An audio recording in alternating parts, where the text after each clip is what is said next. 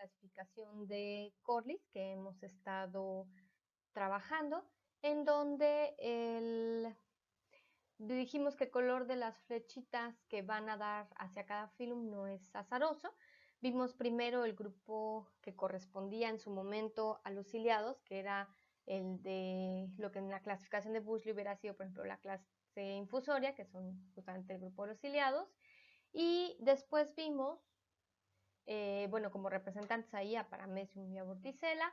Vimos después todo un conjunto de organismos que dentro de esa misma clasificación de Bushley hubieran estado entre lo que era la clase mastigófora o los flagelados, justamente por la presencia de esta estructura que es el flagelo, en donde tenemos, revisamos al filum Dinozoa, en donde vimos pues lo que son los dinoflagelados. Vimos dentro del grupo del filum Euglenozoa a Euglena y a Trypanosoma cruzi, dentro de lo que es Parabasala, a Trichomonas y a Trichoninfa. Y finalmente dentro del reino Arquezoa vimos a Metamonada, que vimos que en realidad, aunque presentan flagelos, tienen características muy distintas que justifican que ya en clasificaciones muy recientes pues no estén evidentemente juntos para nada. Con estos terminamos, digamos, esa parte, y lo que vamos a continuar es un siguiente grupo en donde ahora lo que vamos a empezar a ver es lo que voy a llamar de manera genérica como formas ameboides, y que justamente corresponden ahora a aquellas distinto. Y lo primero, digamos, que es una de las cosas que resalta dentro de este grupo es una diferenciación que tienen de citoplasma, que también existe en otros grupos de protozoos, y en algunos casos, por ejemplo, en algunos ciliados se puede ver esta diferencia. En realidad es muy notoria en el caso de los organismos ameboides. Y es que el citoplasma tiene en realidad como una diferenciación en dos subtipos de citoplasma.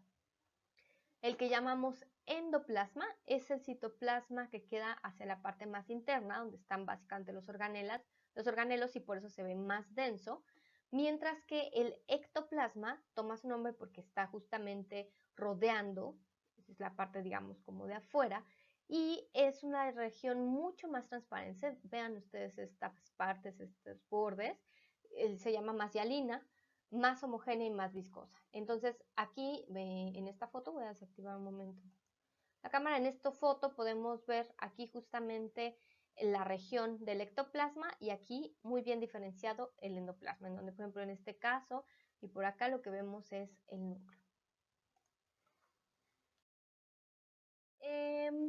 Y entonces lo que platicamos es que el medio de locomoción de estos organismos, que en Bushley hubieran sido la clase sarcodina, eran los pseudópodos, que quedamos es los falsos pies, ¿no? Digamos, y que tienen justo esta característica de no poseer una estructura fija de movimiento, sino que tienen un movimiento citoplasmático que lo que hace es ir generando esta proyección que permite el avance de la célula, pero que después finalmente el cuerpo retrae y, digamos, se deshace, o sea, no es una estructura fija.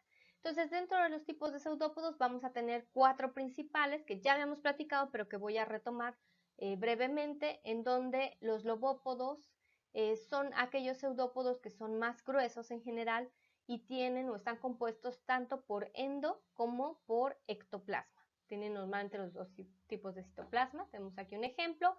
En el caso de los filópodos son mucho más delgaditos y por tanto básicamente están contenidos por ectoplasma.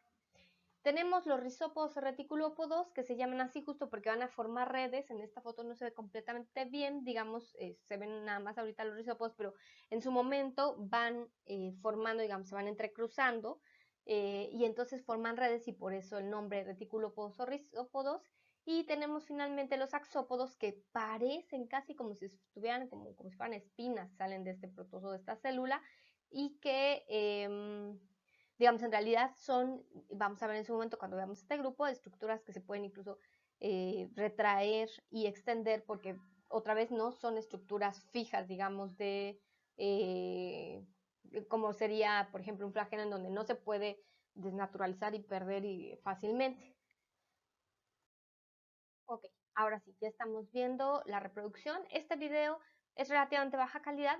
Tuve la oportunidad de grabarlo en el laboratorio con un celular adaptado al microscopio, entonces no tiene evidentemente la mayor calidad, pero se alcanza a ver el pseudópodo de este organismo ameboide, que ahorita vamos a hablar un poquito de este y de la característica que tiene, que es la presencia de esta testa, de la cual salen justamente los pseudópodos. Y vemos aquí como de repente parecía tener solo uno largo y de repente ya vemos que aquí se está proyectando uno, aquí hay otro y en realidad van saliendo y van cambiando de orientación, se van haciendo más chicos, más largos y eso le va a dar el movimiento y el avance finalmente, digamos, a la célula. Entonces, digamos, tenemos aquí, podemos ir viendo justo cómo va a haber un movimiento citoplasmático. En este caso solo alcanzamos, aquí vean, empieza a formarse este pseudópodo y en un principio lo que vemos pues básicamente es el ectoplasma y después en este caso que son lobópodos se llenaría un poco del endoplasma, ¿no? Y vean, va buscando, es un como pues elemento también de alguna forma quizá sensorial, ¿ok? Esto es, digamos, respecto a cómo, digamos, se pueden ver los movimientos. Y ahorita, en el siguiente video, este es tomado de YouTube.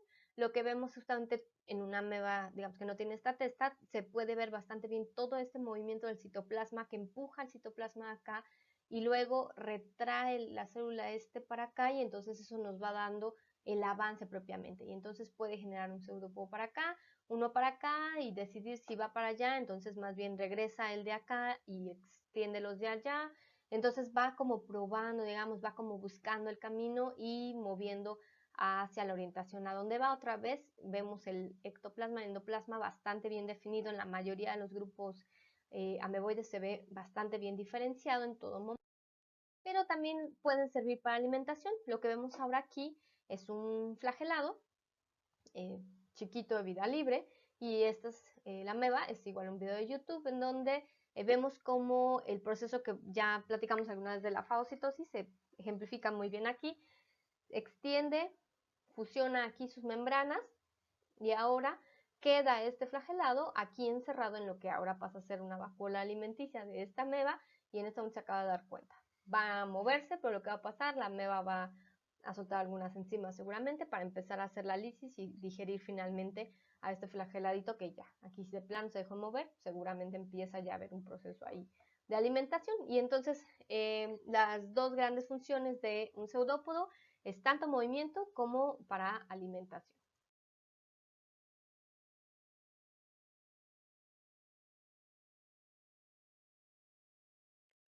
Eh, ¿Qué más pueden de alguna forma comer, por ejemplo, las amebas de manera muy general? Pueden ser desde pequeñas cosas como bacterias, algunas diatomeas, pero también algunos flagelados y algunos ciliados. Vemos, por ejemplo, normalmente bueno, se puede observar su núcleo, vean otra vez diferenciación de citoplasma y dentro de ellas normalmente se observa, por ejemplo, que una diatomea, restos, por ejemplo, de filamentos de algas también se pueden observar. Miren aquí como se ve también la diferencia del citoplasma. Esto es una vacuola de tipo contráctil, su núcleo, y tiene aquí como parte de lo que se ve que se está comiendo. Y pues miren ustedes, una vacuola contráctil, ecto aquí, endoplasma, eso probablemente es su núcleo, y esto es su vacuola alimenticia, y vean ustedes qué es lo que hay adentro. Esto es básicamente un ciliado que se acaba de comer y probablemente como además se la acaba de comer parece del género Colpoda que ya vimos en la clase de ciliados. Entonces, bueno, pueden ser grandes depredadores de manera muy general todas las amebas. Vamos a ver después grupo por grupo de estos organismos ameboides sus diferentes características. En clasificaciones anteriores, que no corresponden ahorita a lo que vamos a ver, pero es importante para lo que vamos a hablar más adelante, se diferenciaban entre amebas desnudas y amebas tecadas o testadas. Las amebas desnudas se llaman así porque no tienen ninguna cubierta, digamos, rígida que las rodee, simplemente es la célula y el citoplasma y demás, mientras que las amebas testadas tienen esta cubierta que es una cámara con una única apertura y que antes, digamos, se le refería también como teca en cuestiones, por ejemplo, de gente que trabaja paleo, también de alguna forma se refieren como tecamebas por eso, pero en realidad hoy en día consideramos que el mejor término para esta estructura es testa, entonces ahora son amebas testadas. Y vemos pues con sus respectivos pseudópodos. Entonces, una ameba desnuda ¿qué es lo que veríamos en términos de estructuras? Pues sus pseudópodos, su diferenciación de ecto y endoplasma, su núcleo, sus vacuolas alimenticias, sus vacuolas contráctiles. Entonces, una de las cuestiones que ha sido un poco complicada cuando hablamos de estos organismos ameboides, en particular de estos que llamamos amebas desnudas, es que a la hora de clasificar, como dijimos, nuestro concepto de especie es morfológico, y si queremos ver las formas que tienen, entonces la pregunta es qué forma tiene algo que constantemente se está moviendo porque saca los pseudópodos, porque es su forma, digamos, de locomoción, no tiene una forma definida, digamos, propiamente como un ciliado, un flagelado. Y entonces, esto ha sido un reto, y lo que los morfotipos ha sido un poco la solución, en donde lo que tenemos es un patrón general, en donde hay algunas amebas que, por ejemplo, tienen sus patrones de pseudópodos que en general salen de esta forma, ¿no? Y entonces va avanzando y los va sacando en esta dirección, que son las politácticas. Tenemos las monotácticas, en donde, por ejemplo, un único pseudópodo es el que va guiando y va avanzando. No tiene, por ejemplo, como estas politácticas, muchos que van hacia los lados. Y tenemos algunas muy particulares, por ejemplo, estas como de abanico, unas que tienen, por ejemplo, como esta, que tienen como pequeñas proyecciones, otras que las tienen más largas. Y esto, digamos, sí, estas, por ejemplo, que son rugosas, algunas que parecen que tienen estrías como esta a lo largo de la ameba. Y entonces, sí, esto nos da digamos, una posibilidad de irnos acercando poco a poco a poder, digamos, clasificarlas de mejor manera. Por otro lado, lo que llamamos amebas, o se llamaba como amebas testadas, tienen dos grandes formas de poder generar o producir y tener esta estructura rígida que es una testa. Por un lado, las autogénicas, que lo que hacen es la propia ameba secretar todo el material que va a componer esta testa, que puede ser de naturaleza proteica, como en este caso, o de sílice, algunas poquititas de otros elementos, pero normalmente las reconocemos porque tienen este patrón, digamos, geométrico de las placas que va a formar. Esta es la apertura de una ameba. Tengo aquí, perdón, mis modelos tal cual los dejé en el laboratorio, pero bueno, con un poco de plastilina podemos ejemplificar. Esto sería como este primer género, que es Arcela, en donde lo que tenemos es una testa con una única apertura, y esta imagen que ven aquí corresponde a esta vista, en donde aquí estaría la apertura de algo que, digamos, tiene un volumen 3D, aunque aquí se ve como aplastadita, y lo que tiene es justo estos alvéolos o placas que forma, en este caso, por ejemplo, de sílice, mientras que la otra forma que tienen las amebas para tener esta testa es a través de secretar una sustancia aglutinante que lo que hace es pegar todo lo que hay en el medio. Entonces puede pegar desde partículas, ¿no? Y sería un poco este caso, desde partículas minerales de diferente naturaleza. En este caso, aquí estaría su apertura, cuando tenemos una mata más o menos de esta forma. Y puede incluso ocupar las frústulas de las diatomeas como parte de lo que son sus testas. Estas son como grandes morfologías que pueden tener las amebas testadas, y bueno, pues hay una gran diversidad de ellas. Si quisiéramos, digamos, si quisiéramos ser, aquí está por ejemplo el esquemita de las dos vistas que les ponía. Si queremos ver más o menos estructuras, pues veríamos en vivo aquí sus pseudópodos, tiene adentro sus núcleos, su vacuola contráctil, pero normalmente pues la presencia de esta testa no nos permite ver mucho el detalle hacia adentro, pero bueno, sabemos que está el resto de sus organelos hacia adentro. Igual en estas formas pues tiene sus pseudópodos que salen, su testa, y digamos si nosotros hiciéramos una disección podríamos ver, por ejemplo, su núcleo, esto que le llaman epipoditos, que son la parte donde este citoplasma se adhiere propiamente en muchos casos a esta testa, su apertura y pues sus pseudópodos, ¿no? Bastante lo que le podríamos marcar.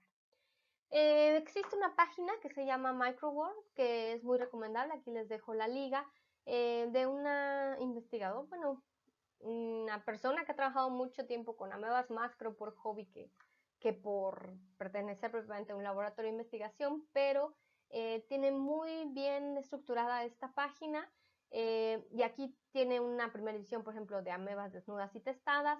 Tiene algunos otros grupos como el USOS que vamos a ver más adelante, pero es una muy buena guía, sobre todo su fuerte, digamos, son las amebas testadas, pero vale mucho la pena para empezar el estudio de estos organismos.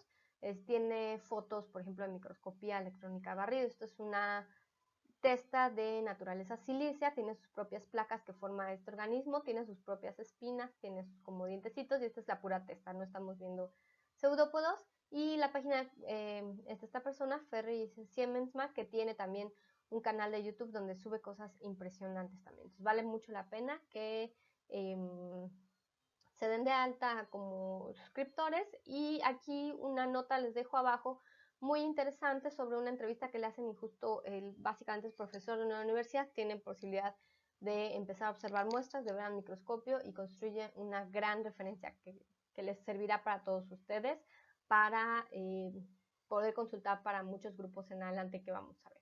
Entonces vamos a dejar aquí esta introducción para empezar a ver ahora sí propiamente los distintos filas que, digamos, son los que corresponderían ya a todos los grupos a donde se fueron estos organismos ameboides.